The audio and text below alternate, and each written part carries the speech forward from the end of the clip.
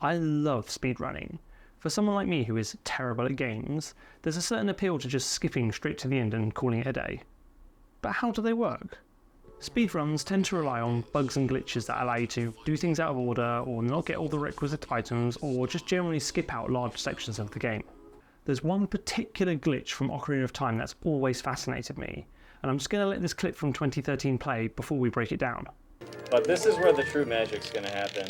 And right here, I'm going to recatch the bugs in my bottle. And I'm doing that so I can do a glitch called Ocarina items, which lets me play a fake ocarina with one of my items.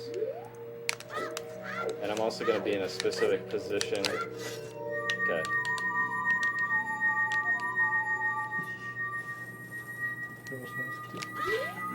Okay. Okay, and then right here, target, turn.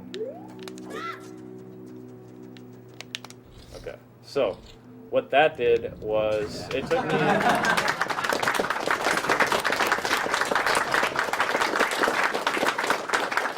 So Ganondorf's dead now. So you drop some beetles, pick up some beetles, play your ocarina like a sword, warp the camera, do some flips, walk through a door, and you're at the end of the game. How? I'm running the game presumably as Nintendo originally envisioned, on Windows, through an emulator, with a PS5 controller. The reason for this is twofold. One, using an emulator allows me to pause and load state so that I can keep trying the same sections over and over again, and two, the emulator allows me to inspect the memory of the game as it's running. First things first, I need to get to the first boss room, with a bottle full of beetles, obviously. Now normally you can't get the first glass bottle till after you finish the first boss, which is no use to us here, so here we use the first glitch to escape the starting area. I'll condense this for brevity, but following this incredible guide from Radar SSBM, I manipulated a cutscene to force me under the water and allow me to escape the forest, collected some chickens, got a suspiciously tapered glass bottle, filled said bottle with beetles, went back to the forest, played the first dungeon, and knackered a giant spider.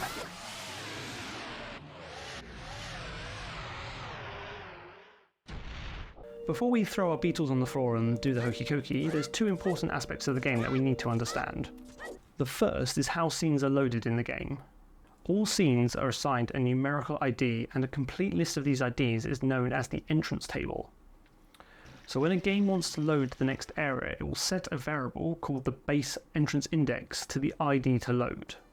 As we can see here, as I walk into the market, just as we leave, this value becomes OXB1, which is the ID for the market. This tells the game what objects to load, where to spawn Link, etc. However, that's not the full story because the game has 4 states, day and night, as well as young and adult Link. So each entrance to this table has at least 4 entries, one for each of these combinations. But the base entrance index only ever stores the first entry in this list. To resolve it to the correct one, another variable is used called the scene setup index. This basically stores the index into the array pointed at by the base entrance index. The scene setup index starts at 0 and is calculated from the state of the game. If Link is an adult, it adds 2, and if it's night, it adds 1. So this covers the 4 base cases. But we're not quite done yet.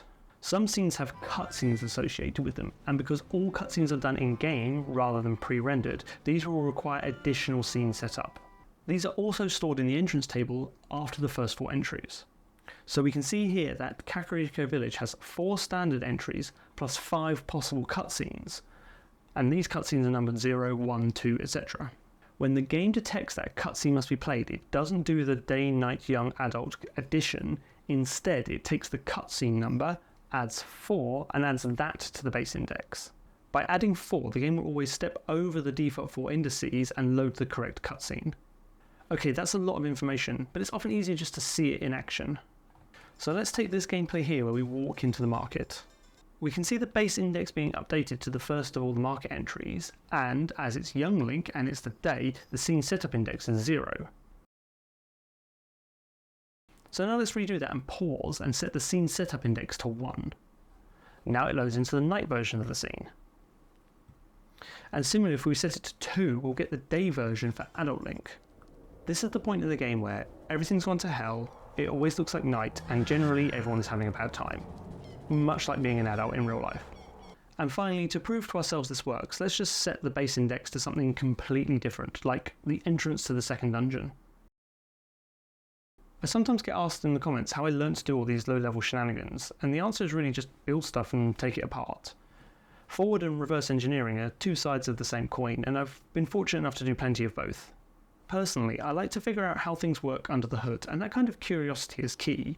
For example, at the moment, I'm currently building a BitTorrent client, for reasons.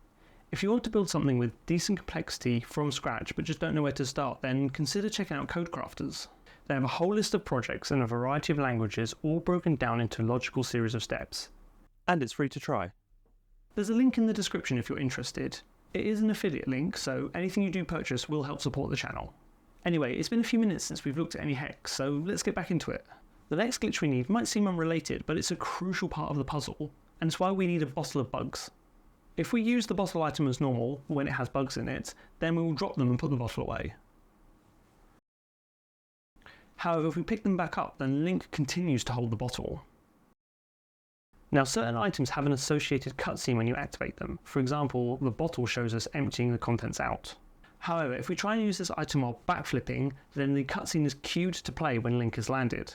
If we switch to the sword whilst he's backflipping, then he will be holding this when he lands, but the cutscene will still be queued to play. The sword doesn't have an associated cutscene, so the game will just pick the default one, which is for ocarina playing. So by doing this, we can play our sword like an ocarina. This will be more useful than it sounds. Okay, so back to the boss room after defeating the first boss. Let's take this step by step. First of all, this giant door is still closed, which makes sense because the game wants us to leave through this blue warp. However, if we save, restart the console and load, then we end up back at the entrance of the dungeon.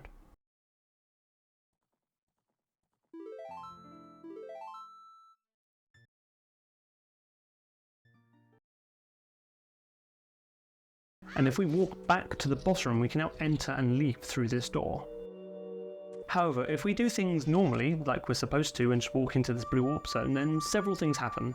Link gets locked into place so he can't move. A timer is started which counts up from 0. When it hits a certain value, the base scene index is set to OXEE, and the cutscene number is set to 1.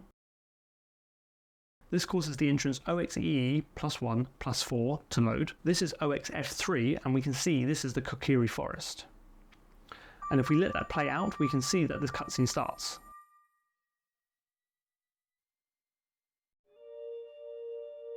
So essentially, the blue warp sets up everything so that the post-boss cutscene with the giant tree you've been inside plays correctly. So the first step of this glitch is to maintain control of Link after he triggers the warp. If we land just on the edge of this blue warp and play our sword like an ocarina, then we don't get locked in place. In fact, we're now in the ocarina playing cutscene with a lot of the game logic paused, including timers.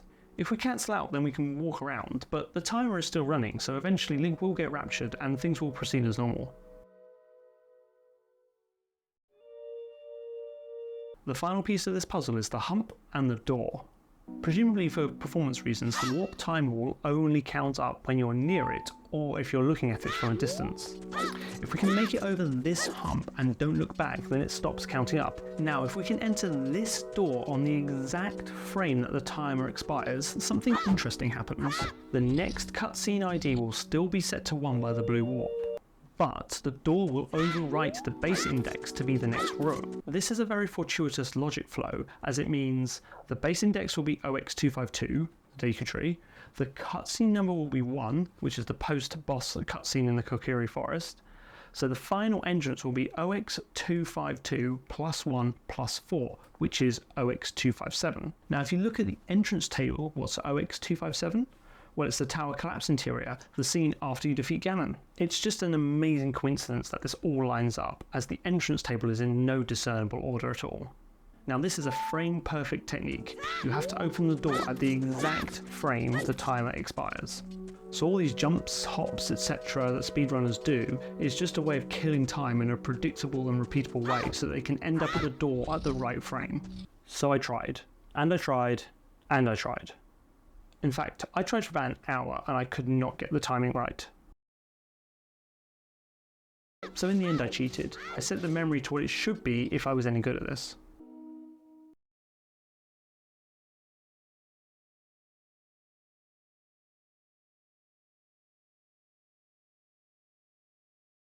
and we crash. Well, we've not technically crashed, we're in what's called a soft lock, which is where the game is running, but we're in a state that doesn't allow us to progress. What's happening is that this new tower scene doesn't have any cutscenes, and we can see here that it has just 4 entries in the entrance table. But the warp has told the game to play a cutscene. The normal scene we should have loaded into would actually have updated a variable called the cutscene pointer, which would then point to an area of memory containing commands on how to run the cutscene. But in this case, our new scene won't be updating that pointer, so it will instead just rerun the last cutscene.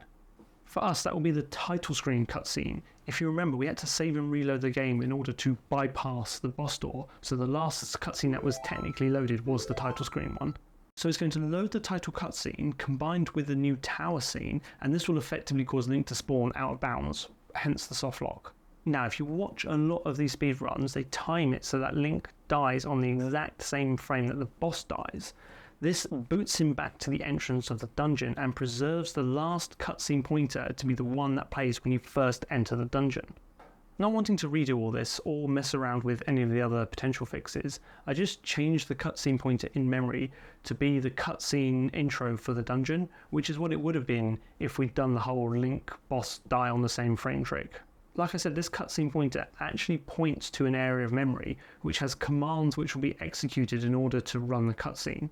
But it turns out this memory is somewhat ephemeral. The game can overwrite it if it knows the cutscene has already been played.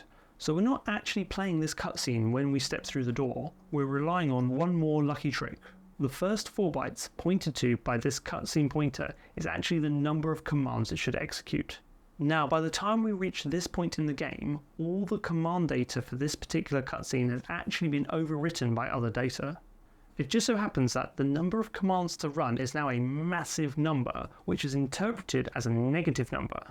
And the game checks that if the number of commands to execute is negative, then it just cancels the whole cutscene.